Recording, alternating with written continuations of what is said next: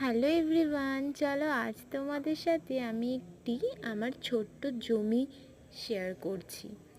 এই দেখো, এই হলো আমার সেই ছোট্ট জমি। আর এখানে বসিয়েছিলাম টমেটো গাছ। আর এখানে দেখো টমেটো কত হয়েছে, ফল অনেকটাই ধরেছে, বাট এখনও পেকে ওঠেনি। তাই আমরা পাকানোর জন্য এখনও রেখে দিয়েছি, টমেটোগুলোকে তুলিনি। আর এখানে আরও অনেকগুলো টমেটো হয়েছে। এই যে দেখো, কিছু কিছু পোকাও ধরে গিয়েছিল, বাট তাও অনেকগুলো ফলই ভালো ছিল।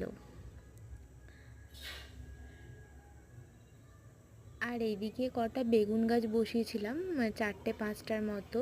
বেগুনও দেখলাম ধরেছে। এই দেখো, এখানে একটা বেগুন ধরেছে, এটা অনেকটা বড় হয়েছে।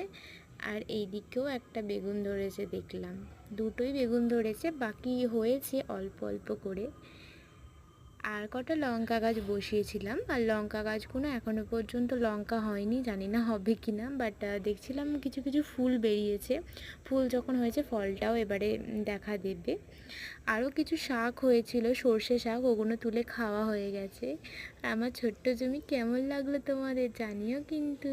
টাটা।